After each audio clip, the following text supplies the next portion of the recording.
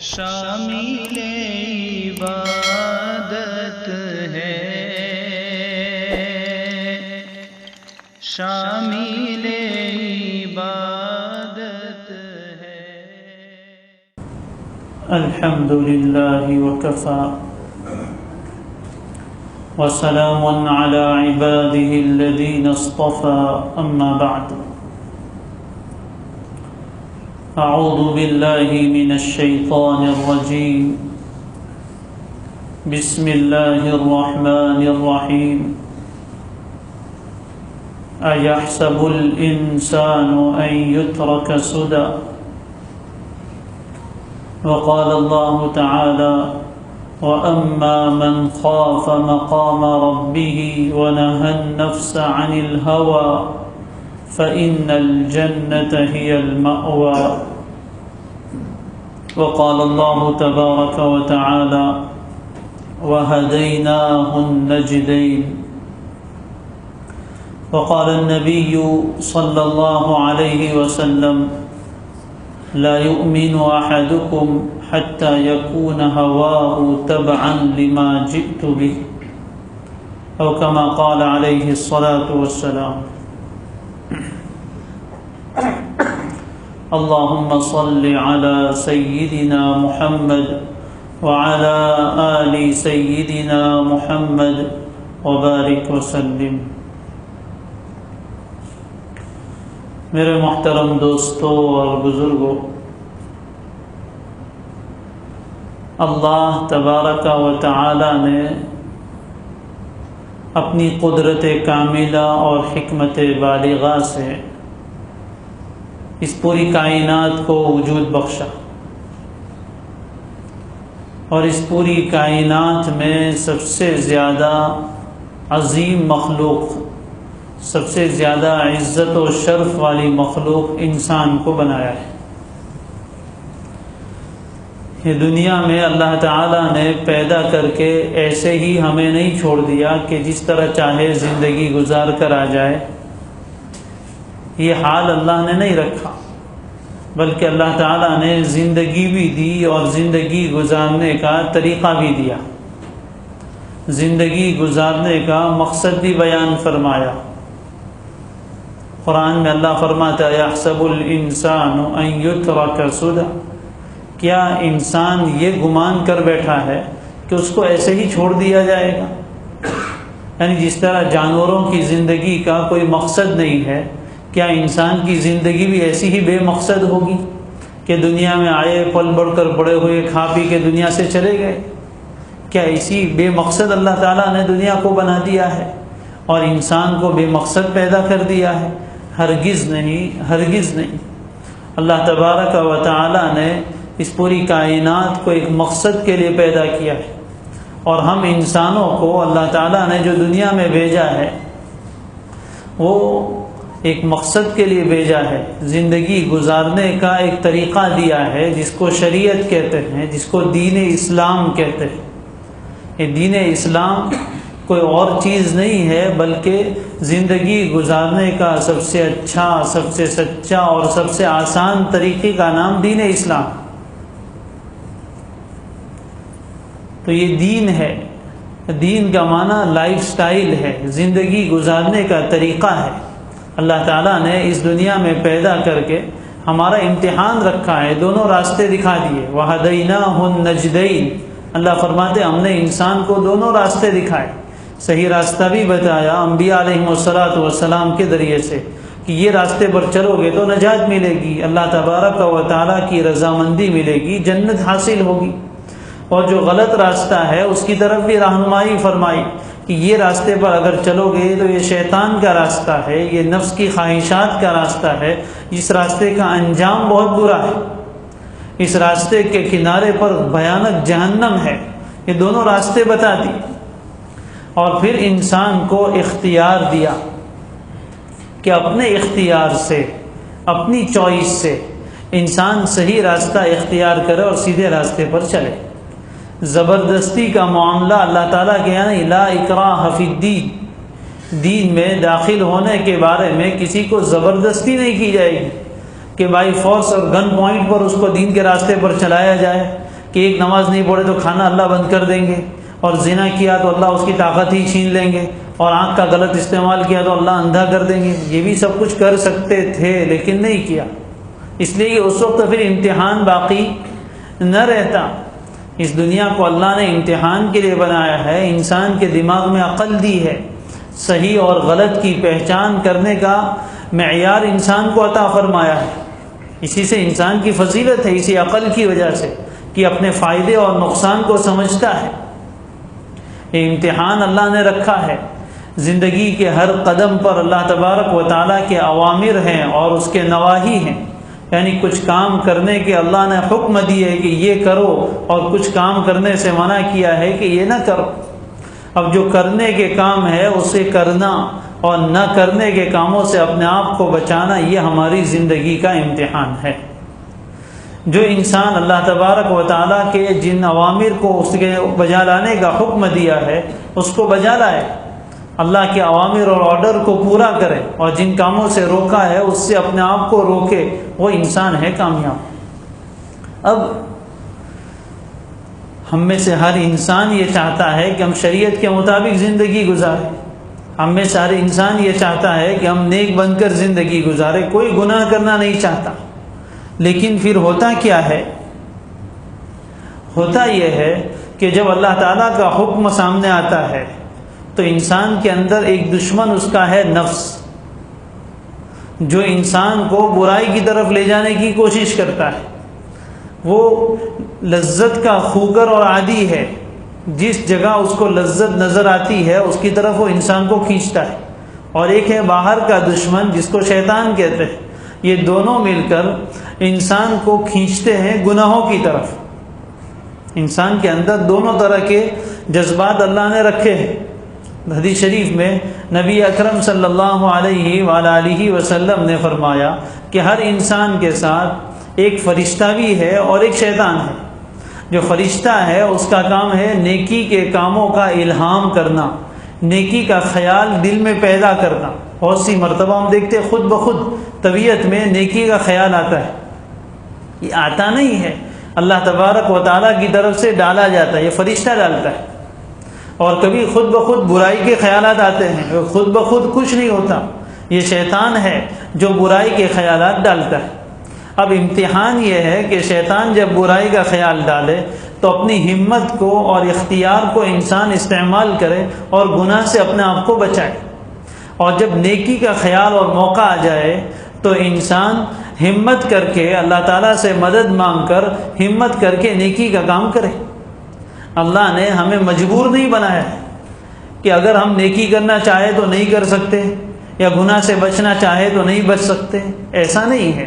اللہ تعالیٰ نے کسی بھی انسان کو لا یکلف اللہ نفسا الا وسعها، ہر انسان کو اللہ نے ایسے ہی احکام دیے ہیں جس کو بجا لانے کی اس میں طاقت ہے، اپنی طاقت سے بڑھ کر اور کوئی حکم شریعت نے نہیں دیا ہے۔ بظاہر ہمیں ایسا لگتا ہے کہ یہ کام تو بڑا مشکل ہے، ہم سے نہیں ہو سکتا۔ اگر یہ کام اتنا مشکل ہوتا کہ امپاسبل ہوتا، ناممکن ہوتا، اشکیہ ہوتا تو اللہ تعالیٰ اس کا حکم ہی نہ دیتے۔ اس لیے کہ پیدا اللہ نے کیا ہے تو اللہ کو پتا ہے کہ انسان کی کیپیسٹی کتنی ہے، یہ کون سے حکم پورے کر سکتا اور کون سے نہیں کر سکتا، یہ اللہ تعالیٰ کو علم تھا۔ اس لیے اس نے انسانوں کے لیے جو شریعت بنائی، جو دین بنایا، وہ ایسا ہے کہ جس پر ہر انسان عمل کر سکتا ہے۔ کوئی عمل بعض اوقات مشکل لگتا ہے کسی وجہ سے، لیکن جب انسان عمل کرنے پر آتا ہے تو کر سکتا ہے۔ ویسے تو دنیا کا کوئی کام آسان نہیں ہے، آسان سے آسان کام بھی شروع میں مشکل لگتا ہے۔ جب بچہ سائیکل چلانا سیکھتا ہے تو اس کے لیے سب سے مشکل کام سائیکل چلانا ہے، کہ کبھی ادھر گرے گا کبھی ادھر گرے گا۔ اب وہ یہ سمجھے کہ سائیکل چلانا تو میرے بس کی بات نہیں ہے، اس میں تو کبھی بھی آدمی گر سکتا ہے، بیلنس نہ رہا تو۔ اب یہ اگر ڈر کے بیٹھا رہے اور سائیکل چلانے کی کوشش ہی نہ کرے تو زندگی میں کبھی سائیکل نہیں چلا سکتا، بوڑھا ہو جائے گا لیکن سائیکل نہیں چلا سکے۔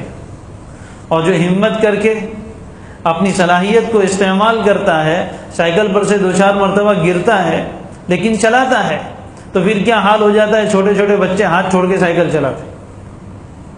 تو طاقت کہاں سے آئی؟ طاقت تو اللہ تعالیٰ نے انسان کے اندر رکھی ہے، کیونکہ باہر سے آنے والی نہیں ہے، اور طاقت کا ایک خزانہ ہے ہمارے پاس۔ اللہ تعالیٰ نے طاقت کا ایک خزانہ ہمارے اندر رکھا ہے، اچھے کام کرنے کی بھی طاقت ہے اور برے کام کرنے کی بھی طاقت دی ہے۔ اب حکم یہ دیا کہ اپنی اس طاقت کو، اپنے اس پاور کو اچھے کام میں استعمال کرے اور برے کام میں استعمال نہ کرے۔ اس کی مثال آپ یوں سمجھیے کہ ایک کمپنی چھری بنانے والی چھری بناتی ہے، بازار میں لا کر بکتی ہے۔ اب اس چھری کے ذریعے سے سبزی بھی کاٹی جا سکتی ہے اور کسی انسان کا گلا بھی کاٹا جا سکتا ہے۔ اب یہ چھری جس کے ہاتھ میں آئی ہے اس کا اختیار ہے کہ وہ اس چھری سے سبزی کاٹتا ہے یا کسی کا گلا کاٹتا ہے۔ سبزی کاٹے گا تو اس پر کوئی جرم نہیں ہے، اور اگر کسی انسان کا گلا کاٹے گا تو پھانسی پہ چڑھایا جائے گا۔ بس یہی اختیار اللہ تعالیٰ نے ہم میں سے ہر انسان کو دیا ہے کہ جس کام کے کرنے کا حکم دیا اس کے کرنے کی طاقت بھی ہمارے اندر ہے، اور جس کام سے بچنے کو کہا اس سے بچنے کی طاقت بھی ہمارے اندر موجود ہے۔ بس اب فرق اتنا ہے کہ اس اندر چھپی ہوئی طاقت کو باہر نکالنا ہے، اس کے لیے کوئی نہ کوئی اسباب چاہیے۔ چھپی ہوئی جو طاقت ہے اس کو باہر نکالنے کے لیے کوئی سبب چاہیے جو اس طاقت کو باہر نکالے، اور اس کے لیے دو ہی سبب ہوتے ہیں، ایک ہوتا ہے شوق اور ایک ہوتا ہے خوف۔ شوق اور خوف کے موقع پر انسان کی چھپی ہوئی طاقتیں باہر آتی ہیں۔ اس کی مثال آپ یوں سمجھیے کہ ایک ہاسپٹل ہے اور اس میں ICU وارڈ ہے، جس میں ایسے بیمار پڑے ہوئے ہیں جو اپنے بستر سے اٹھنے کی بھی طاقت نہیں رکھتے، ایسے کمزور ہیں، سالہ سال سے بستر پر پڑے ہوئے ہیں، اور وہاں ان کا ٹریٹمنٹ چل رہا ہے۔ اچانک ہاسپٹل میں اعلان ہوا کہ اس ہاسپٹل میں بم پھٹنے والا ہے، اور بم فٹ ہو گیا ہے، بس 5 منٹ کے بعد پھٹنے والا ہے۔ ظاہر ہے کہ جو ہاسپٹل کا عملہ ہے، ڈاکٹروں کا، نرس کا، وارڈ بوائے کا، وہ تو صحیح سالم، وہ تو سب سے پہلے اپنی جان بچانے کے لیے بھاگیں گے، وہ تو سب بھاگ گئے۔ اب یہ ICU کے مریض پڑے ہوئے ہیں، کیا وہ ایسے ہی پڑے رہیں گے؟ جب ان کو پتہ چلے گا کہ ابھی بم پھٹنے والا ہے اور جان پر آ بنی ہے تو کیا ہوگا؟ ہوگا یہ کہ یہ کچھ خود ہی سوئی بھی نکال ڈالیں گے اور بھاگیں گے خود۔ یہ بوڑھے جو کئی سالوں سے بستر پر پڑے ہیں، اچانک ان کے جسم میں ایک طاقت آ جائے گی چلنے کی، دوڑنے کی، یہ کہاں سے آئی؟ کیا اس کے لیے باہر سے کوئی طاقت کے انجیکشن لگائے گئے، بوتل چڑھائی گئی؟ نہیں، طاقت تو اندر ہی تھی، لیکن وہ یوں سمجھ رہے تھے کہ ہم نہیں کر سکتے۔ اب جب خوف آیا، جان پر بن آئی، تو اب اس کے لیے آسان ہو گیا۔ اگر ابھی ہم میں سے کسی کو کہے کہ یہاں سے سورت تک پیدل جانا ہے، یہاں سے سورت تک پیدل جانا ہے، کہیں مولانا رہنے دو، ٹاٹا اسکول تک ہم تو نہیں جا سکتے، گاڑی کے عادی ہو گئے، اور یقیناً سب عادی ہے۔ لیکن لاک ڈاؤن ہوا تو کیا ہوا؟ ٹرینیں بند ہو گئی، بسیں بند ہو گئی، لوگ یہاں سے ممبئی تک اور اس سے آگے تک، کوئی سائیکل پہ چلا گیا، کوئی چلتے چلا گیا، کیسے گئے؟ وہ طاقت کہاں سے آئی؟ باہر سے کوئی انجیکشن لگائے تھے، کھانا بھی نہیں مل رہا تھا، طاقت تو اندر ہی تھی یہ کام کرنے کی۔ لیکن جس وقت ضرورت نہیں ہوتی، آدمی اس کی اہمیت نہیں سمجھتا، تو پھر اس کو استعمال بھی نہیں کرتا۔ اور یہی حال شوق کا ہے، جہاں لالچ ہو، جہاں کچھ ملنے کی امید ہو، وہاں بھی انسان نہ کرنے کے کام کر گزرتا ہے۔ جب انسان کو کسی چیز کے حاصل کرنے کی لگن لگ جاتی ہے تو ناممکنات کو ممکنات بنا دیتا ہے۔ چنانچہ جو کھیل کھیلنے والے ہیں، جو اولمپک میں کھیلتے ہیں اور کتنی اونچی چھلانگ لگاتے ہیں اور کیا کیا کرتے ہیں، وہ سب کس بنیاد پر؟ کسی کو جاں کی اور کسی بڑے میڈل کی امید ہوتی ہے، کسی کو پیسے کی امید ہوتی ہے، سب کچھ آسان ہو جاتا ہے۔ تو طاقت اللہ تعالیٰ نے ہمارے اندر رکھی ہے نیکی کرنے کی بھی، اسی لیے اللہ نے 2 چیزیں بیان کی، جنت کا شوق دلایا ہے اور جہنم کا خوف دلایا ہے۔ جب یہ 2 چیزیں انسان کے سامنے ہوتی ہے، جنت کا شوق اور جہنم کا خوف، تو پھر انسان کے لیے اعمال کرنا آسان ہو جاتا ہے۔ تو جب نفس کا مقابلہ آئے سامنے، جی نہیں چاہ رہا ہے، لیکن فجر کی نماز کا وقت ہے، نیند بہت گہری آ رہی ہے، رات کو دیر سے سویا ہے، الارم بجا، آنکھ کھلی، جی چاہ رہا ہے کہ یار سوئے رہے، نماز کے لیے نہیں جانا ہے، اللہ کا حکم ہے ادھر حی علی الصلاۃ، نماز کے لیے آؤ، ادھر جی نفس کہہ رہا ہے کہ نہیں جانا ہے، سونا ہے، لیکن آیا خوف کہ اگر اللہ کی نماز اور فریضہ ادا نہیں کیا تو اتنے سال کی جہنم ہے، اور ادا کر لیا تو یہ فائدہ ہوگا، آدمی کہے نہیں بھائی کرنا ہے، اٹھ جائے گا۔ یہ ہے اختیار کو استعمال کرنا۔ راستے پر جا رہا ہے، خوبصورت عورت نظر آ رہی ہے، نفس کہہ رہا ہے کہ دیکھ لے، جی چاہ رہا ہے اس کو دیکھنے کا، لیکن اندر سے ایک خوف آیا کہ نہیں، اللہ دیکھ رہا ہے، یعلم خائنۃ الاعین، اللہ آنکھوں کی خیانت کو جانتا ہے، وما تخفی الصدور، سینوں میں جو چھپے ہوئے ارادے، جذبات ہیں، بھاونائیں ہیں، اس کو جانتا ہے۔ نہیں میں نہیں دیکھ سکتا، کل میری ماں بہن پر بھی کوئی نگاہ اٹھائے گا، میری بیوی کے ساتھ بھی ایسا ہوگا، میں ایسا کام نہیں کر سکتا۔ اب یہ کیا ہے؟ یہ اپنے نفس کو اس کی ناجائز خواہشوں سے روکنا۔ فرمایا وَأَمَّا مَنْ خَافَ مَقَامَ رَبِّهِ وَنَهَى النَّفْسَ عَنِ الْهَوَىٰ فَإِنَّ الْجَنَّةَ هِيَ الْمَأْوَىٰ، جو آدمی اپنے رب کے سامنے کھڑے ہونے کا خوف اپنے دل میں رکھے کہ ایک دن مجھے اپنے رب کے سامنے کھڑا ہونا ہے، اپنے کیے کا جواب دینا ہے، یہ اعضاء اس کے دیے ہوئے ہیں، یہ طاقت اور مال اس کا دیا ہوا ہے، اس کے بارے میں اس کو جواب دینا ہے، اس کے سامنے کھڑے ہونا ہے میدان محشر میں، اس کا خوف جس کے دل میں ہے۔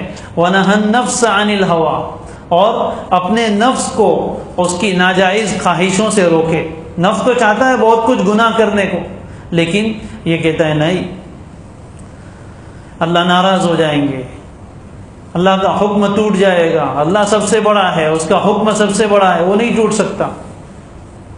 تو انسان پھر کرتا ہے۔ بھائی آج کل سب ماسک لگا کے گھومتے ہیں نا باہر، کس کو جی چاہتا ہے لگانے کا؟ خواہ سب کو کنٹال آتا ہے، لیکن ذرا ایسی جگہ آئی وہاں فوراً ماسک چڑھا دیتے، کیوں؟ 1000 روپے جائیں گے، خوف ہے 1000 روپے کا، اس لیے اس حکموں پر عمل کرنا آسان، جی کے نہ چاہتے ہوئے بھی۔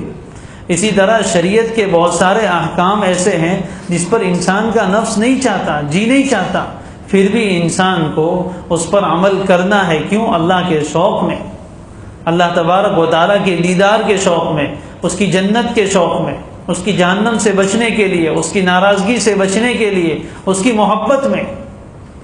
بلکہ شوق اور خوف سے بڑا سبب انسان کو گناہ سے بچانے والا اور نیکی پر لانے والا اللہ کی محبت۔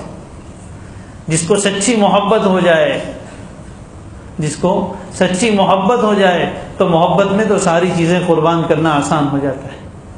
محبت تو معجزات وجود میں لاتی ہے، محبت میں ناممکنات ممکن بن جاتے ہیں۔ یہ محبت اگر پیدا ہو جائے پھر تو کیا کہنا، پھر نہ شوق چاہیے نہ خوف چاہیے، بس اس سے محبت ہے۔ جیسے ماں باپ کو اپنی اولاد سے محبت ہوتی ہے تو ان پر مال خرچ کرتے ہیں، چاہے ان سے کوئی امید ہو یا نہ ہو۔ بچہ معذور ہے، اپاہج ہے، اس سے کوئی باپ کو امید نہیں ہے کہ بڑا ہو کے کچھ مجھے کام آنے والا ہے، بڑھاپے کی لاٹھی بننے والا ہے، کوئی امید نہیں، لیکن اولاد ہے، اپنا خون ہے، تو انسان اس اولاد پر خرچ کرتا ہے۔ کیوں؟ محبت ہے، کوئی فائدے کی امید نہیں، پھر بھی خرچ کر رہا ہے۔ کیوں؟ اس لیے کہ محبت۔ تو اللہ تعالیٰ کی محبت دل میں ہو، یہ ہمارے لیے دوستوں کرنے کے کام ہے۔ اللہ تعالیٰ نے ہمیں کچھ کاموں کو کرنے کا حکم دیا ہے، اس کے لیے کوئی جبریل امین اوپر سے اترنے والے نہیں ہیں۔ ہمارے بڑے فرماتے ہیں کہ کوئی ایسی گولی نہیں ہے، نہ کوئی ایسی تعویذ ہے کہ اس کو پلا دیا جائے اور آٹومیٹک نیک کام ہونے لگے، ایسا ہونے والا نہیں ہے۔ خود ہی انسان کو مجاہدہ کرنا پڑے گا، خود ہی انسان کو اپنا نگران بننا پڑے گا۔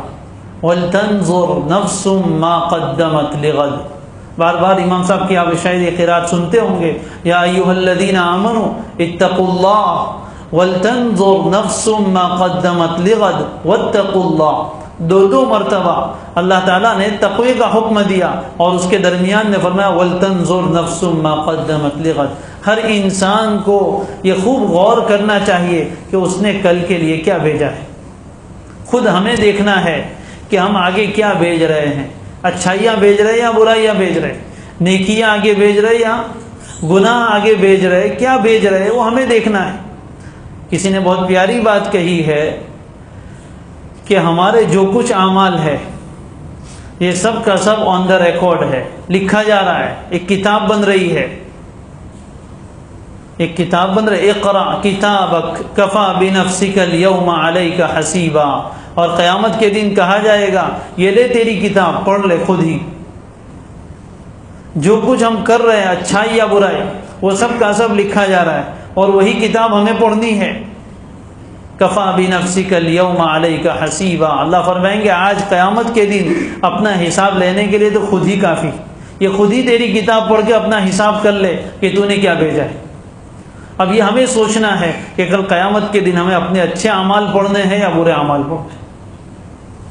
دنیا میں نیکیاں کی ہے وہ پڑھ پڑھ کر خوشی ہوگی، اور گناہ کیے ہیں تو پڑھ پڑھ کر خون کے آنسو نکلیں گے، بھگتنا ہمیں ہے۔ اس لیے یہ طاقت ہمارے اندر ہے، ہماری زندگی کی ایک ترتیب ہو، ہماری زندگی کی ایک ترتیب ہو، ہم سوچیں کہ ہم کیا کر رہے ہیں، صبح شام اپنا حساب لگائے، دکان بند کرتے ہوئے حساب لگاتا ہے آج کتنا نفع ہوا، کتنا نقصان ہوا، تو ہر دن یہ ہمارا سرمایہ ہے۔ رات کو انسان سوچے کہ آج 5 نمازوں میں سے میں نے کتنی نمازیں پڑھی، جماعت کے ساتھ پڑھی کہ بغیر جماعت کے پڑھی، سنتیں پڑھی یا نہیں پڑھی، آج میں نے کتنے گناہ کیے، بد نظری کتنی کی، میری نگاہوں کا غلط استعمال تو نہیں ہوا، میری زبان سے کسی کی غیبت تو نہیں ہو گئی، میں نے کسی پر بہتان تو نہیں لگا دیا، میں نے کسی کا مال حرام طریقے سے تو نہیں لے لیا، میں نے کسی کا دل تو نہیں توڑ دیا، کسی پر ظلم تو میں نہیں کر بیٹھا۔ انسان خود سوچے، اور کچھ ظاہر ہو کہ غلطیاں ہو گئی ہے، گناہ ہو گئے ہیں، تو اللہ نے ابھی جب تک دنیا ہے وہاں تک، جب تک زندگی ہے وہاں تک اللہ نے چانس دیا ہے کہ جو کچھ گناہ ہو گئے اس کو مٹا سکتے ہیں، اور مٹانے کے لیے اللہ نے توبہ دی ہے، استغفار دیا ہے، توبہ استغفار سے کیے ہوئے گناہ اللہ مٹا دیتے ہیں۔ جو کچھ کوتاہی ہو گئی اس پر اللہ سے معافی مانگے، روزانہ اپنا حساب انسان کرتا رہے تو قیامت کے دن کا حساب آسان ہوگا۔ حاسبوا قبل ان تحاسبوا، حضرت عمر رضی اللہ تعالیٰ عنہ نے فرمایا تھا اس سے پہلے کہ تمہارا قیامت کے دن حساب لیا جائے تم خود اپنا حساب دنیا میں کر لو، اور فرمایا قیامت کے دن اس کا حساب آسان ہوگا جو دنیا میں اپنا حساب کرتا ہے۔ اور جو دکاندار روزانہ کا حساب کر لیتا ہے اس کو مہینے کے آخر میں اور سال کے آخر میں کچھ حساب جوڑنے میں تکلیف نہیں ہوتی ہے، لیکن جو کبھی دیکھتا ہی نہیں ہے مہینوں تک، سال تک، تو پھر جب حساب ہوتا ہے تب پتہ چلتا ہے کہ کہاں تھا، کہاں ہو گیا۔ یہ ہم بھی دنیا میں آخرت کے لیے آئے ہیں، یہ ہمت ہمیں اپنی استعمال کرنی ہے اور اس کے لیے اللہ سے مدد مانگنی۔ سب سے آسان طریقہ، جب کوئی نیکی مشکل لگے اور کوئی گناہ چھوڑنا مشکل لگے تو پڑھے لا حول ولا قوت الا باللہ، لا حول ولا قوت الا باللہ۔ یہ صرف کتا بھونکے اور گدھا آواز کرے تو پڑھنے کا کلمہ نہیں ہے۔ حدیث شریف میں فرمایا یہ کنز من کنوز الجنہ، جنت کے خزانوں میں سے ایک خزانہ ہے۔ لا حول ولا قوت الا باللہ اتنا وزنی کلمہ ہے، اتنا بھاری کلمہ ہے کہ قید کی بیڑیوں کو توڑ دیتا ہے۔ اور روایتوں میں فرمایا کہ اس کلمے کی وجہ سے، لا حول ولا قوت الا باللہ کی وجہ سے، اللہ 70 طرح کی مصیبتوں کو دور کرتے ہیں، اور سب سے کم درجے کی مصیبت فقر و فاقہ ہے، تنگ دستی ہے۔ اس کلمے کا معنی سمجھے، گناہ سے بچنے کی طاقت نہیں ہے ہمارے پاس، اور نیکی کرنے کی طاقت نہیں ہے مگر اللہ کی طرف سے۔ اس لیے جب اذان ہوتی ہے، اللہ ہمیں اذان کا جواب دینے والا بنائے۔ اذان کے جواب میں ہر کلمے میں مؤذن صاحب جو کہتے ہیں ہم بھی وہی کہتے ہیں، لیکن جب ہوتا ہے حی علی الصلاۃ اور حی علی الفلاح، اس وقت ہم کیا پڑھتے ہیں؟ لا حول ولا قوت الا باللہ۔ کیوں؟ سوچتے نہیں ہم کہ کیوں یہ پڑھنا ہے؟ آپ گھر میں بیٹھے ہیں، دکان پر بیٹھے ہیں، نماز کے لیے آپ کو بلایا گیا، اب نماز کے لیے آئیں گے تو یہ نیکی ہے، اور اللہ نہ کرے نہ آئے تو یہ گناہ ہے۔ اللہ سے کہہ رہے اللہ آپ نے بلایا ہے، مسجد تک جانا ہے، لیکن یہ نیکی کرنے کی طاقت میرے پاس نہیں ہے، اللہ آپ دیں گے تو میں نیکی کر سکوں گا۔ اور مسجد تک نہ جانا، نماز ادا نہ کرنا یہ گناہ ہے، اس گناہ سے بچنے کی طاقت مجھ میں نہیں ہے، اللہ آپ بچائیں گے تو میں بچ جاؤں۔ جب کبھی گناہ کا موقع سامنے آئے اور دل گناہ کو کرے، لا حول ولا قوت الا باللہ کہہ کر اللہ سے مدد مانگے، انشاءاللہ اللہ تعالیٰ گناہ سے بچائے۔ ہمارے لیے گناہ چھوڑنا مشکل صحیح، اللہ کے لیے گناہ چھڑوانا مشکل نہیں، اور ہمارے لیے نیکی کرنا مشکل ہو لیکن اللہ چاہے تو اس کے لیے نیکی کروانا آسان ہے۔ بس ہم اللہ سے مانگے کہ اللہ ہم کچھ نہیں کر سکتے، آپ سب کچھ ہیں، آپ مدد فرما دیجئے، تو اللہ تعالیٰ گناہ بھی چھڑوا دیں گے، نیکی کی توفیق بھی دے دیں گے، انشاءاللہ زندگی بہتر گزرے گی۔ روزانہ اپنے حساب کی عادت ڈالے، صبح ہوتے ہی اللہ سے دعا کرے، اللہ آج کے دن میں مجھے اچھائی کرنے والا بنا، گناہ سے حفاظت میری فرما۔ دن میں کچھ ارادے کریں کہ آج مجھے فلاں فلاں کام کرنے ہیں، جیسے دنیاوی کاموں کے بارے میں اپنا ٹاسک لگاتے ہیں اور پورے دن کا شیڈیول بناتے ہیں، آج یہ کام کرنا ہے، یہ کام کرنا ہے، یہ کام کرنا ہے۔ صبح اٹھتے ہی اپنا ایک ٹائم ٹیبل ہو، 5 وقت کی نمازیں مجھے پڑھنی ہے، اتنا صدقہ کرنا ہے اور گناہوں سے اپنے آپ کو بچانا ہے، فلاں فلاں نیکی کے کام کرنے ہیں۔ رات کو ٹک مارک کرے کہ یہ کام ہوئے یا نہیں ہوئے۔ ہمارے چینل کو سبسکرائب کریں، بیل آئیکن پہ بھی کلک کریں تاکہ آپ روزانہ اچھی ویڈیوز دیکھیں، اور ویڈیو کو لائک کر کے بتائیں کہ آپ ہمارے چینل کو پسند کرتے ہیں۔